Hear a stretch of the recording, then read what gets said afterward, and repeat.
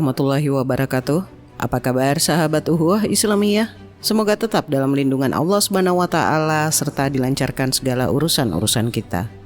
Dalam video pembahasan kali ini, saya akan menanggapi saudara Andre Tunggal yang mereaction video dari salah satu public figure, yakni Denny Sumargo.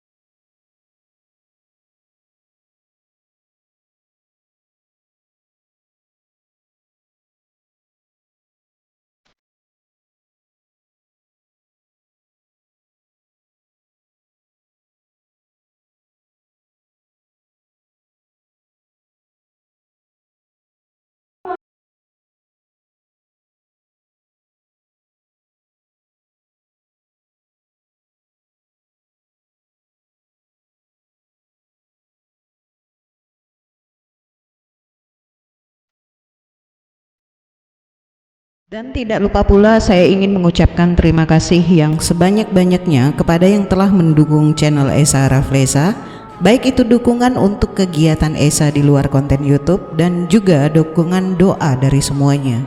Semoga Allah SWT membalas semuanya dengan berlipat-lipat. Amin. Nah, bagaimana videonya?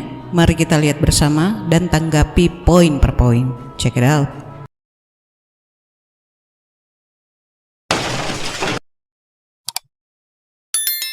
Pertanyaan yang sangat besar sekali. Mengapa agama-agama itu berbenturan padahal Tuhan itu satu? Sekali lagi konteksnya adalah dia sedang berusaha untuk mencari mencari Tuhan dan perjalanan spiritualitasnya itu dengan membandingkan atau mencari kesamaan dalam agama-agama. Nah, tentu saja statement seperti ini adalah statement yang perlu kita bahas karena pertanyaan Denny Sumargo ini adalah satu pertanyaan yang harus kita jawab. Kenapa agama berbenturan padahal Tuhannya satu? Denny mengatakan Tuhan itu cuma satu, lalu kenapa agama-agama itu saling berbenturan? Nah, tentu saja saya berharap Denny Sumargo menyaksikan tayangan saya.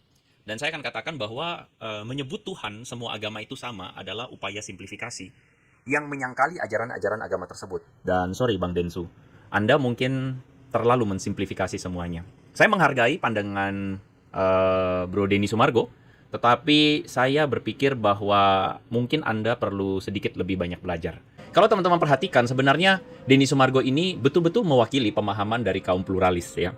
Pemahaman atau pandangan kontemporer yang mengatakan bahwa semua agama itu sama aja, begitu loh. Semua agama itu ya mengarah kepada Tuhan yang satu atau Tuhannya semua agama itu satu ya. Tapi menurut saya masalahnya adalah statement-statement kayak begini sebenarnya muncul karena orang-orang lelah jiwa begitu ya. Lelah jiwa dengan perilaku-perilaku intoleransi. Orang-orang lelah dengan perilaku yang menunjukkan arogansi beragama ya. Misalnya di layar ini teman-teman bisa lihat bahwa ada orang yang mengatakan pokoknya nggak boleh ada gereja di perkampungan kami yang masih mayoritas Islam ya. Atau ada orang-orang yang membubarkan ibadah online keluarga Kristen ya. Jadi Bapak Haji ini membubarkan. Lalu ada warga yang membubarkan ibadah Natal di gereja. Kita semua capek dengan perilaku-perilaku beragama yang seperti ini ya. Tetapi, hanya karena ada perilaku-perilaku demikian, bukan berarti kita ambil jalan pintas. Setelah melihat kurang lebihnya video reaction serta penjelasan dari Andre Tunggal tersebut, kita cukup senyumin saja. Kenapa saya berkata seperti itu? Ketika saya melihat secara full penjelasan dari Bang Densu tersebut, saya bisa menangkap bahwa apa yang diceritakan dan dikemukakan oleh Bang Densu merupakan perjalanan spiritual yang dialaminya di saat mengalami salah satu titik terendah dalam hidupnya, sehingga dari keluhan terdapat masalah yang dialaminya. Dia mencari kebenaran atau keadilan Tuhan terhadap dirinya. Ya, kira-kira kurang lebihnya seperti itulah. Ketika saudara Andre mengatakan bahwa sebetulnya apa yang dikatakan oleh Bang Densu ini adalah merupakan sebuah simplifikasi yang menyangkal ajaran agama-agama itu sendiri. Saya katakan itu kurang benar ya. Karena selain Densu ini adalah public figure, apa yang disampaikannya berdasarkan apa yang dialaminya alias pengalaman pribadi spiritualnya. Apalagi saat Andre menyimpulkan bahwa ketika Densu mengeluarkan statement bahwa sebenarnya Tuhan itu satu, ini merupakan statement karena kebanyakan orang-orang mungkin telah lelah dalam melihat oknum-oknum atau permasalahan perseteruan antara agama terutama Islam dan Kristen, di mana seperti pelarangan mendirikan gereja di lingkungan mayoritas Islam dan lain-lain. Sekali lagi saya katakan saudara Andre belum bijak dalam hal ini. Karena secara tidak langsung Anda mendiskreditkan salah satu agama dengan hanya mengambil contoh dari oknum Islam saja, tanpa melihat oknum dari agama lain yang sering juga membuat onar. Intinya, pandangan seperti ini tidak bijak untuk disandarkan secara akademis, karena jika seperti itu kita hanya akan memandang agama yang kita anut itulah yang paling benar. Saya berikan Anda sebuah statement yang bijak. Semua agama itu baik dan benar menurut para pengikutnya. Benar apa betul? Sebelumnya mari kita lihat cuplikan video pernyataan Bang Densu terkait Tuhan itu satu. Check it out. Denny Sumargo ini. Minta kau sama Tuhanmu, apa agamamu, pegang baik-baik, jalani di hidup ini, jangkau ke kiri, jangkau ke kanan. Karena Tuhanmu cuma satu, pasti kau akan ketemu. Nah dari situ tuh, disitulah perjalanan spiritual gue sendiri selama 6 tahun. Iya. Gitu. Denny Sumargo mengatakan pegang agamamu, pegang baik-baik. Ya, teman-teman kalau teman-teman nonton videonya, ini adalah sebuah statement yang Denny Sumargo ulangi dari salah seorang kerabat atau orang tuanya yang memberikan anjuran kepada dia untuk betul-betul pegang agamanya. Jangan ke kanan, jangan ke kiri karena Tuhan itu cuma satu. Nah, himbauan ini sekali lagi itu terlihat baik pada permukaannya. Tetapi menurut saya himbauan seperti ini akan bisa bermasalah pada pelaksanaannya. Kenapa demikian?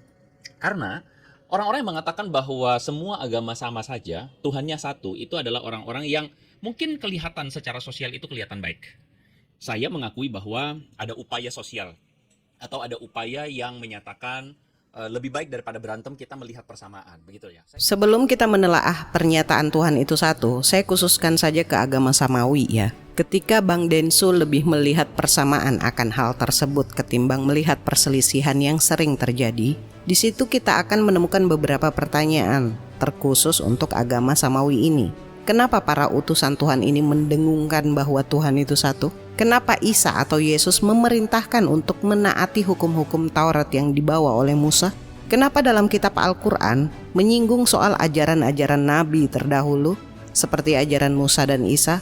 Baik itu masalah kisah-kisahnya, penyaliban, trinitas, dan lain sebagainya. Kenapa Tuhan dalam Islam menyuruh kita mengimani atau mempercayai kitab-kitab terdahulu dan juga beriman kepada para utusan-utusannya?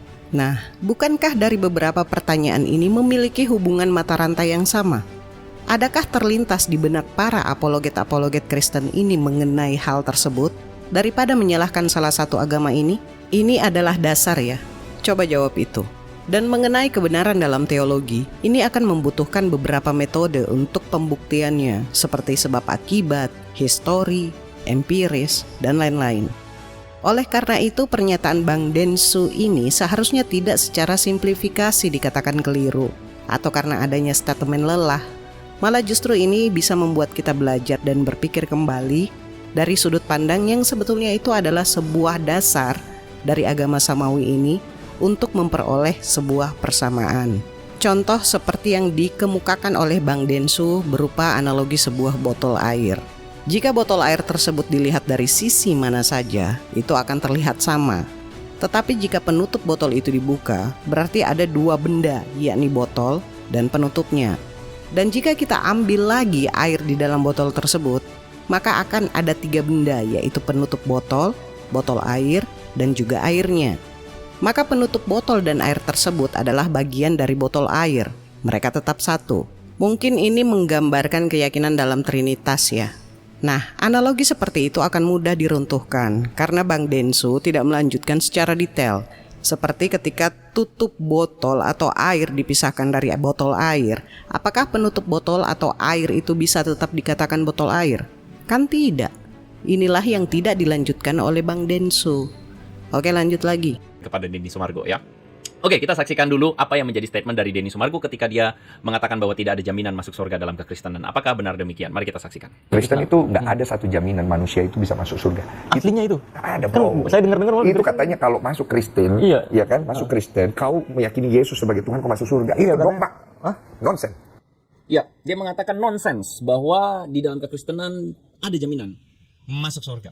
Teman-teman, ketika Densu mengatakan tidak ada jaminan masuk surga dalam kekristenan, perhatikan baik-baik perkataan dia. Perhatikan baik-baik.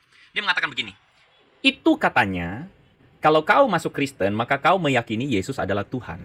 Kau masuk sorga. Itu nonsens, gitu. Perhatikan itu.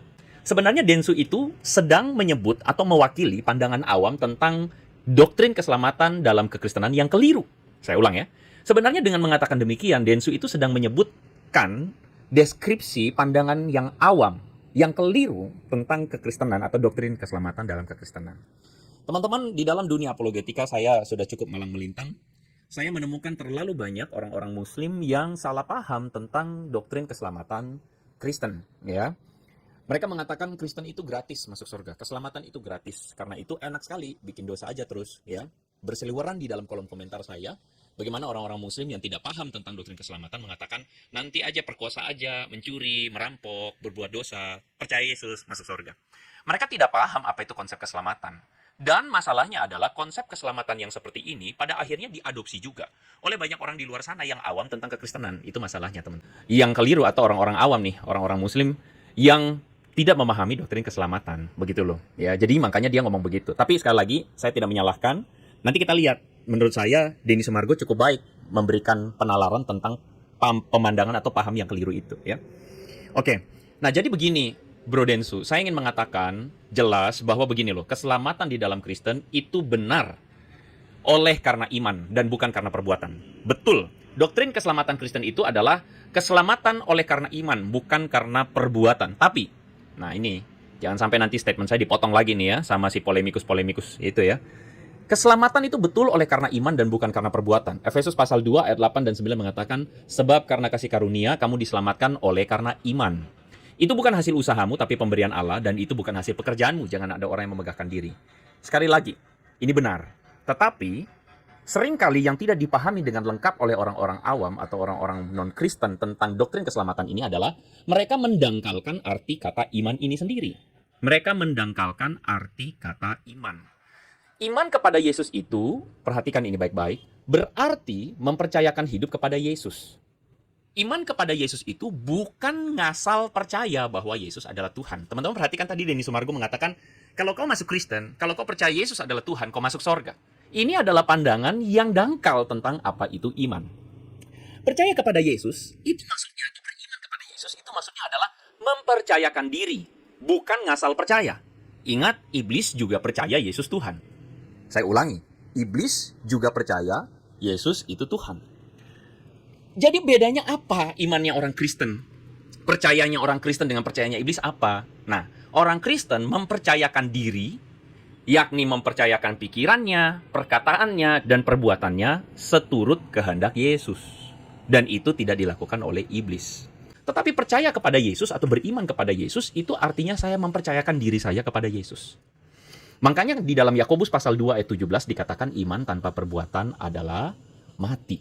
Oh gitu, tidak ada. Lu masuk Kristen, lu lihat Yesus sebagai jalan kebenaran dan hidup, lu ikutin jalannya, lu perbaharui diri lu masih punya 50-50 kesempatan untuk masuk surga. Itu tergantung juga dari Yesus. Oh, okay. Nggak ada, brother. Karena di dalam itu ada satu kalimat yang jelas, mohon maaf untuk yang Kristen. Ya, tidak ada jaminan bahwa seorang akan masuk ke dalam surga kalau dia sendiri tidak mau memperbaiki hidupnya. Nggak ada itu. Setelah melihat sekilas video tersebut, apakah benar bahwa Bang Dentsu ini mengeluarkan pernyataan bahwa dalam Kristen tidak ada jaminan keselamatan hanya karena terpengaruh dari pandangan Kristen awam atau terpengaruh dari orang di luar non-Kristen atau Islam seperti yang dikatakan Saudara Andre? Mari kita buktikan. Ketika saya melihat penjelasan dari Saudara Andre tentang jaminan keselamatan dalam Kristen, apa yang dia jelaskan ini sama sekali tetap membuktikan bahwa tidak ada jaminan keselamatan dalam Kristen selama orang itu tidak mengikuti kehendak Yesus, walaupun dia percaya Yesus itu Tuhan. Itu tidak akan cukup untuk menjaminnya. Percaya kepada Yesus adalah mempercayakan diri, pikiran, perkataan, dan perbuatan seturut dengan Yesus, seperti yang tertuang dalam Yakobus 2 ayat 17 yang berbunyi, iman tanpa perbuatan adalah mati. Jika kita telaah dan memahami hal tersebut, maka itu merupakan syarat untuk mendapatkan keselamatan. Tanpa Anda melakukan syarat tersebut, walaupun Anda percaya Yesus itu Tuhan, tidak akan mendapat jaminan keselamatan. Kan gitu? Artinya apa yang dikatakan atau dijelaskan oleh Bang Dentsu ini benar adanya. Dan penjelasan dari saudara Andre justru membuktikan bahwa apa yang dikatakan Densu adalah benar adanya. Kan bulat alias muter-muter aja akhirnya. Lanjut, ketika Bang Densu melakukan persamaan dalam keyakinan Islam tentang jaminan keselamatan dengan membawa sebuah hadis, bahwa kesimpulannya dalam keyakinan Islam, syarat untuk keselamatan adalah tergantung amal ibadah kita. Itu sangat benar. Tapi itu hanya salah satu dari beberapa jaminan keselamatan, karena memang dalam Islam, jaminan keselamatan atau masuk surga itu benar. Saya kasih poinnya. Yang pertama, amal ibadah. Nah, ini terdapat dalam Al-Quran surah An-Nisa ayat 57 yang berbunyi, "Adapun orang-orang yang beriman dan mengerjakan kebajikan, kelak kami akan masukkan ke dalam surga yang mengalir di bawahnya sungai-sungai. Mereka kekal di dalamnya selamanya. Di sana mereka mempunyai pasangan-pasangan yang suci, dan kami masukkan mereka ke tempat yang teduh lagi nyaman." Berikutnya, ini karena karunia atau ridho Allah. Dasarnya, tidak ada amalan seorang pun yang bisa memasukkannya ke dalam surga dan menyelamatkannya dari neraka. Tidak juga denganku, kecuali dengan rahmat dari Allah. Hadis riwayat Muslim. Loh Esa, katanya amal ibadah yang memasukkan kita ke dalam surga sesuai dengan An-Nisa ayat 57. Tapi kok dalam hadis mengatakan bahwa bukan amalan yang memasukkan seseorang dalam surga, melainkan rahmat dari Allah? Saya tanya dulu, apakah Allah akan mengingkari sifatnya dalam waktu yang bersamaan? Ketika Allah telah ridho, di saat itu pula Allah tidak ridho? Kan tidak. Contoh, saya ridho tapi saya tidak ikhlas. Bisa seperti itu enggak? Kan tidak ada model seperti itu. Apalagi dia Tuhan. Amal ibadah ini kan menaati segala perintahnya dan menjauhi segala larangannya. Dan seseorang yang melakukan segala perintah Allah ini merupakan suatu bentuk dari karunia Allah yang sudah diberikan sejak sebelum seorang hamba melakukan ibadah. Seorang hamba berhak mendapatkan rahmat apabila dia sudah melakukan ketaatan. Dengan kata lain, orang-orang yang tidak melakukan ketaatan tidak berhak mendapatkan rahmat Allah. Inti masuk surga adalah murni rahmat dari Allah. Akan tetapi nikmat di dalamnya akan berbeda sesuai dengan kadar amal yang dimiliki seseorang. Jika kadar amalnya banyak, maka akan mendapatkan nikmat Allah yang juga banyak.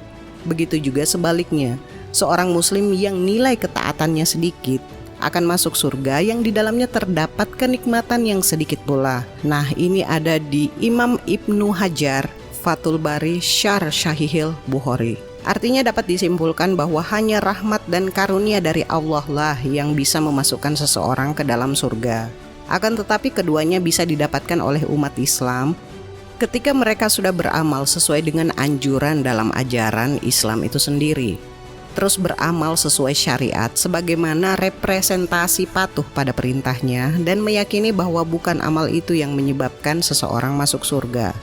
Berikutnya ini terdapat di dalam Al-Quran surah Al-Imran ayat 19 yang berbunyi, "Inna dina indallahil Islam." Sesungguhnya agama yang diridhoi di sisi Allah hanyalah Islam. Nah, kalau Allah telah ridho dengan agama Islam, tentu bisa dipastikan bahwa Allah Subhanahu wa Ta'ala telah menjamin keselamatannya.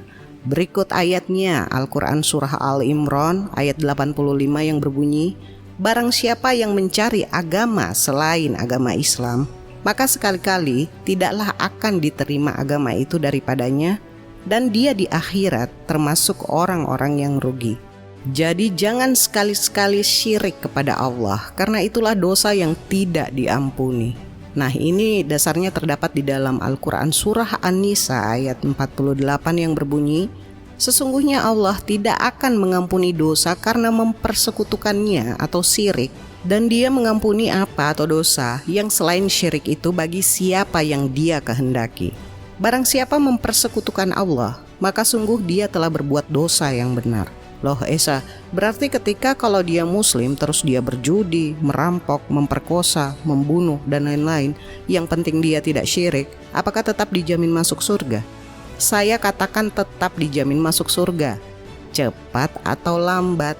Makanya ada hari hisab atau yang biasa kita kenal dengan istilah penyucian dosa sampai penghuni terakhir surga, kecuali orang-orang kafir atau yang telah syirik. Al-Quran surah Al-Baqarah ayat 39 yang berbunyi, Adapun orang-orang yang kafir dan mendustakan ayat-ayat kami, mereka itu penghuni neraka, mereka kekal di dalamnya. Ayat berikutnya, surah At-Taubah ayat 68 yang berbunyi, Allah menjanjikan atau mengancam orang-orang munafik laki-laki dan perempuan dan orang-orang kafir dengan neraka jahanam. Mereka kekal di dalamnya. Cukuplah neraka itu bagi mereka. Allah melaknat mereka dan mereka mendapat azab yang kekal. Jadi dari ayat-ayat Al-Quran yang saya tampilkan tadi itu semuanya saling berhubungan dan intinya jaminan keselamatan dalam Islam 100%. Makanya kan dalam keyakinan Kristen tidak ada keridoan dari Tuhannya selain memenuhi syarat mempercayakan diri, pikiran, perkataan, dan perbuatan seturut Yesus seperti yang tertuang dalam Yakobus 2 ayat 17. Tidak ada perkataan Yesus bahwa Kristen adalah agama yang aku ridhoi. Malah sebaliknya seperti yang dikatakan saudara Andre. Ini terdapat di Matius 7 ayat 22-23 yang berbunyi, pada hari terakhir banyak orang akan berseru kepadaku, Tuhan, Tuhan, bukankah kami bernubuat demi namamu dan mengusir setan demi namamu dan mengadakan banyak mukjizat demi namamu juga? Pada waktu itulah aku akan berterus terang kepada mereka dan berkata, aku tidak pernah mengenal kamu, enyahlah daripadaku, kamu sekalian pembuat kejahatan. Gimana tuh saudara Andre? Hebat kan jaminan keselamatan dalam Islam? Bukan 50-50. Nih kalau dianalogikan ya, dalam naik kereta yang tepat, meskipun duduk belakang, bergelantungan atau berdiri, tetap aja sampai tujuan. Setelah sampai tujuan di stasiun, ada orang yang ditempatkan di ruang tunggu ber-AC ataupun di emperan dengan fasilitas minim. Tetapi tetap saja dapat menikmati fasilitas yang ada di stasiun. Beda lagi jika naik kereta, walaupun pakai jas, gerbong ber-AC, di dalam ada bar, tetapi kereta itu tidak ada validasi berhenti di stasiun yang tepat. Sama juga bohong. Dan kereta yang tepat pasti ada jaminan dari pemilik stasiun untuk berhenti di stasiunnya. Dan kereta menuju ridhonya adalah inna dina indallahil Islam. Saya rasa cukup ya. Dan nasihat untuk kali ini adalah, Bjorka boleh saja hebat dalam meretas database, tetapi saya yakin akan kesulitan meretas kecerdasan kafir bodoh, karena waktunya akan habis mencari letak otak mereka. Saya akhiri pembahasan kali ini, semoga ada hikmah dan pembelajaran yang bisa kita petik. Kurang lebihnya mohon dimaafkan. Akhir kata, Maha benar Allah dengan segala firman-Nya. Allahumma salli ala Sayyidina Muhammad. Wassalamualaikum warahmatullahi wabarakatuh.